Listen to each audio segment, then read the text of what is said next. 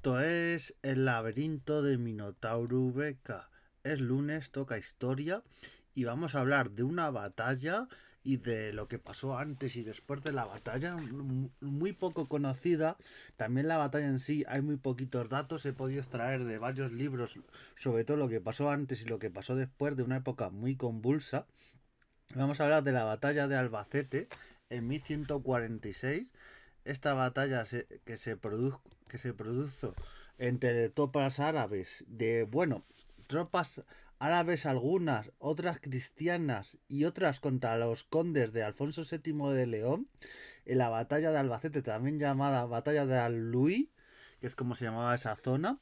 En la zona de Albacete y Chinchilla, no está muy bien delimitado dónde fue exactamente, pero fue en esta zona y nos vamos a poner un poco en contexto de... recordemos, esta batalla es en 1146, un poquito antes, recordemos la época de Alfonso VII, rey de León, también unifica con Castilla toda esta zona que hasta más tarde no sea del todo Castilla y León reinos totalmente unidos, porque primero se unirán, luego se dividirán. Esta historia da para otro podcast, pero bueno. Alfonso VII, que es proclamado rey, y más adelante será proclamado por otros reyes también de la península ibérica y por condes y otras autoridades, será proclamado emperador de la península ibérica, ¿vale? Nada que confundir con los emperadores del Sacro Imperio Romano Germánico, que es un título totalmente distinto, ¿vale? No lo tuvo ningún rey español hasta que lo tuvo Carlos I de España y V del Imperio Sacro-Romano Germánico, para que tenéis en cuenta.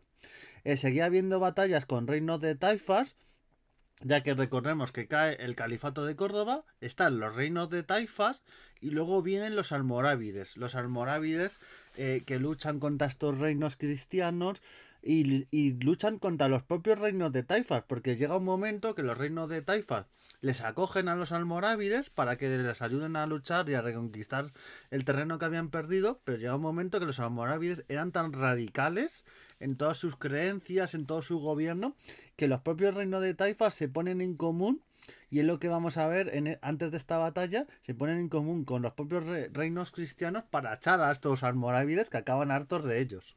Fijaos, por ejemplo, lo que decía uno de los últimos reyes de los almorávides sobre los propios reinos de taifas, que se supone que eran aliados, pero nada más alejados de la realidad.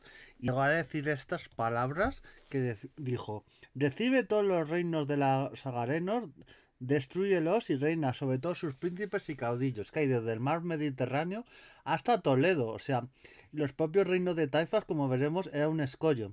Destruye Toledo con tu espada, después las demás ciudades suyas y castillos hasta el Duero. Esta frontera del Duero, que siempre la Reconquista se ha dicho que era como la frontera, pero ya en esta época, en 1146, con Alfonso VII, ya la frontera bajó mucho más, ya estaba por debajo de Toledo y estaba ahí, por eso los almorávides estaban con miedo, los reinos de taifas presionando. Es que esto da para un Juego de Tronos, solo estos 50-60 años de Alfonso VII dan para una serie de Juego de Tronos a la española, porque todo lo que había ahí, unos reyes, unos condes, se traicionaban unos a los otros, entonces vale mucho la pena valorarlo. Pues empieza esta caída de los reinos almorávides. Alfonso VII está por ahí metiendo ficha, no directamente, pero mete a Zafadola, que Zafadola es un rey árabe que lo que tenía intención Alfonso VII, que esto en la historia no se conoce mucho, la gente que estudia la Edad Media en la historia, pero era un estado satélite, quería hacer una especie de nueva Al-Ándalus, de estado unificado,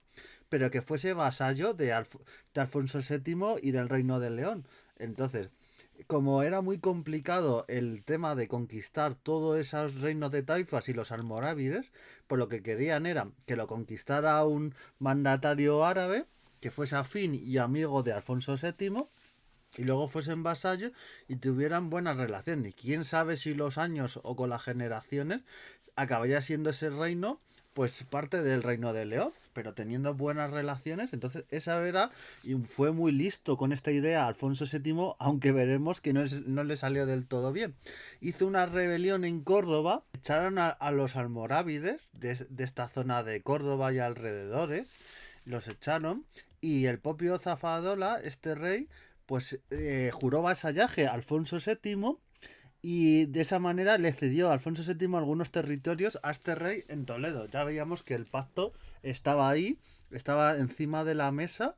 Y claro, esto a muchos sectores almorávides y más radicales, aunque no fuesen almorávides, sectores de los reinos de Taifa, no sentó nada bien que, que un mandatario tenía un pacto con Alfonso VII, el rey de León. Aunque también decir que en esta época era bastante habitual que reyes cristianos y reyes musulmanes pactaran entre sí, vamos. Este mito de la reconquista, de que no se podían ni ver, ni mucho menos, porque hacían alianzas y muchas veces un cristiano se aliaba con un musulmán para echar a otro rey cristiano, o sea que ahí está la historia. Dentro del propio Córdoba sufre un intento de rebelión, Zafadola, este rey, y un intento de ser traicionado por un musulmán, un sacerdote llamado Abefarrandi. Era el hombre más rico de Córdoba y que llamaba a todos los nobles de Córdoba, dio a conocer el proyecto de matar a este Zafadola, que era, recordemos que Zafadola era aliado y vasallo se había proclamado de Alfonso VII y querían matarle. Claro, el adalid de Calatrava, Farrás, que también era musulmán, fue convocado a esta reunión y cuando se enteró de todo ello Zafadola, porque tenían espías y se enteró, mandó a llamar a este adalid, a Farrar, le dijo, bueno, ven conmigo, reúnete. Primero se salió de Córdoba, fue listo, pero lo que hizo es llevarse a los que sabían que eran fieles suyos y se los llevó a su ejército y a los que sabían que no le iba a traicionar, se fue fuera de Córdoba con ellos y le dijo a este adalid, a Farrar, le dijo, mira a los cristianos y dijo, arrojar sobre él y matarlo. Y estos lo mataron en el acto. O sea, sus propios aliados, recordemos que tenía condes que le había mandado a Alfonso VII para que ayudaran a este rey Zafadola y veremos que le van a intentar ayudar con esta rebelión que se ha proclamado para que vuelva a su poder. Porque como le echen, Alfonso VII ve que este rey vasallo que tenía con este proyecto de unificar toda el Andalus y un reino musulmán que fuese vasallo suyo y que en el futuro pudiera ser parte de León, veía que se le iba al traste con estas rebeliones. Entonces mandó a condes suyos decir que no siempre los reyes iban personalmente. Pues en este caso iban condes en su nombre, pero no él no fue directamente. Pero después de este asesinato, el propio sacerdote Abefarrandi hace pública su intención de matar a Zafadola y quitarle del poder, por lo que se proclamó una especie de guerra entre un bando y otro. Abefarrandi es nombrado caudillo de Córdoba y este manda un gran ejército que arrasa muchos territorios. Y estos territorios, a la vez, muchos que eran rebeldes, que estaban los había arrasado Alfonso VII y sus condes porque eran rebeldes, pues le dicen a Zafadola, ayúdanos y si nos quitas de las manos a los cristianos, te serviremos sin recelos. Entonces ahí Zafadola es donde da el giro de guión de esta historia y los cristianos que le habían ayudado de repente reúne con estos condes, con los condes que estaban haciendo por cierto, estos condes les estaban haciendo lo que el propio Zafadola le había dicho a Alfonso VII, en plan, ayúdame con estos rebeldes, o sea, no lo estaban haciendo por iniciativa propia. Eran órdenes de Alfonso VII y Alfonso VII lo hacía porque se lo había mandado el propio Zafadola y por eso había mandado a estos condes.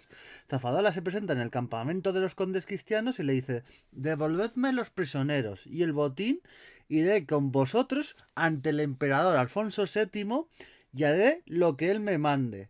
En plan, devolverme todos estos prisioneros, toda esta gente que está prisionera y estos botines que habéis acaparado para yo llevarme a esta gente conmigo. Eso no lo decía, pero él quería llevarse a esa gente a su equipo para ir contra este Abefarrandi. Y le contestan estos condes, todo esto lo he sacado de las crónicas de Alfonso VII, que de todas estas crónicas que cuentan más que esta batalla, lo que va a pasar justo antes y por qué las causas de esta batalla, y le responden, aleja esa respuesta de nosotros, ya que tú nos pediste ayuda, diciendo que esos vasallos son rebeldes a ti. vasallos de la zona de Úbeda y Baeza y otras zonas. Y nosotros solo hemos seguido las órdenes del emperador. Después de estas palabras, Zafadola les contesta que si no les entregaba prisioneros y botín, habría batalla. Y los condes le contestaron que ahora es la ocasión y el momento para esta batalla. Entonces, esta batalla es porque se tira un farol. Zafadola quiere que le devuelvan estos prisioneros y este botín para tener a esta gente de su lado y recuperar el poder en Córdoba, porque le estaban ayudando los condes de Alfonso VII, pero veía que esa no era la manera, que se estaba poniendo en contra a mucha gente. Entonces, como estos vasallos le dijeron, oye, si nos ayudas contra los cristianos y nos devuelven las pertenencias y los prisioneros, nosotros te vamos a ayudar contra este Abefarrandi. Y claro, Zafadola fue con esa intención a los condes y los condes dijeron, no, no, tú eres el que nos has pedido ayuda y ahora te tienes a las consecuencias. Y cada Zafadola decía, pues va a haber batalla. Y dijeron los condes, pues habrá batalla en este momento. Y claro, Zafadola pierde la batalla, no tenemos apenas datos de la batalla en sí, solamente que fueron apresados Zafadola y sus hombres, que le ayudaron gente como los emires de otras zonas. El emir de Valencia estaba también por esa época ayudándole en esa rebelión que tenía Zafadola. Y otros reinos de taifas también le ayudaron y también fueron presos y algunos muertos en esto. Y Zafadola, la muerte, la vamos a ver porque acabó muriendo, pero fue de una manera muy curiosa y no le mataron los propios condes, porque Zafadola es llevada a las tiendas de los condes una vez acabada la batalla. Es reconocido por los caballeros pardos, que diréis, ¿quiénes son estos caballeros pardos? Pues estos caballeros pardos son los precursores de las órdenes militares religiosas, de templarios y otras órdenes, porque eran unos caballeros pardos que se llaman pardos porque las prendas que llevaban son de color pardo y guerreaban sin tregua contra musulmanes. Y vestían estas ropas de colores pardos y aunque también se conocían en esa época y posteriores como fronterizos. Los soldados fronterizos o fronteros son muy conocidos. En muchas crónicas hay este término de fronterizos. Los del término pardo solo se hace mención en estas crónicas de Alfonso VII. Luego en más textos no hay mención a este término. Pero bueno, para que se os quede ahí, los pardos. Es reconocido por estos soldados que le reconocen y le matan en el momento. Y los condes se entristecen porque, a ver, había habido la batalla y todo ello, pero pese a todo ello, este Zafadola era vasallo de Alfonso VII. Y claro, antes de matarlo y todo ello, querían llevarlo preso a Alfonso VII y calvará con él, porque seguía siendo su aliado hasta que pasó esto. Comunican la muerte a Alfonso VII y el rey declara que estoy limpio de la sangre de mi amigo Zafadola. Se comunica a todos los reinos cristianos y musulmanes desde Arabia hasta el mar Océano que el rey emperador no fue cómplice de la muerte de Zafadola. En plan, esto ha pasado porque la situación se ha liado, pero los que han matado a Zafadola no son súbditos míos. Y en esta batalla muere también este gobernador de Valencia. El clima político y todo lo que había se vuelve un caos. Claro, Alfonso VII se queda sin Zafadola, sin todos los que le seguían. Este estado que quería crear de Al-Ándalus vasallo, que bueno, ya estaba en marcha, se va al traste. Y claro, lo que pasa es que el traidor sacerdote Abefarrandi, que recordemos que ya era caudillo de Córdoba, pues tiene que los almorávides y van contra él. Los almorávides, que no es por hacerlo spoiler, pero un año después de esta batalla acabarán cayendo. Su rey será muerto en Marrakech y ya se acabarán los almorávides. Y vendrán justo después de los almorávides, ya vendrán y conquistarán zona de los reinos de taifas, los almohades, que son los que preceden a este reino almorávide. Y para que ahí tengáis un poco cómo fue esta batalla, las causas de una rebelión que ayudaban los cristianos a los árabes, luego los árabes a los cristianos, o sea, un bando, habían en el propio bando cristianos, o sea, fue todo un lío. Y como este Zafadola, que es un personaje de mucha enjundia, podía haber sido un nuevo rey de Al-Ándalus completo, este Al-Ándalus que quería crear Alfonso VII, este proyecto, y para ser un reino vasallo. Y en un tiempo yo creo que se hacía con que fuese un reino vasallo amigo y en el futuro haberlo absorbido y que hubiese absorbido a este reino. Así que aquí os dejo cómo se causó esta batalla de Ali, también conocido como batalla de Albacete, el 5 de febrero de 1146, y estos datos de la historia y estos personajes que os dejo ahí, una radiografía. Hablaremos de esta época, los reyes de Taifa, reyes cristianos, todo ello, todas las batallas que hubo, almorávides, almohades, todos que no se conoce tanto en la historia y se suele tratar un poquito de tapadillo. Así que os dejo con esta lección de historia que yo mismo he aprendido mucho documentándome sobre este capítulo de la historia. He ido a documentarme a libros de la Biblioteca Nacional, las crónicas de Fernando VII, las crónicas de los reinos de Taifas, todo ello me ha servido de ayuda para hacer este capitulillo y que con todo el cariño del mundo. Así que nos vemos haciendo historia y adiós.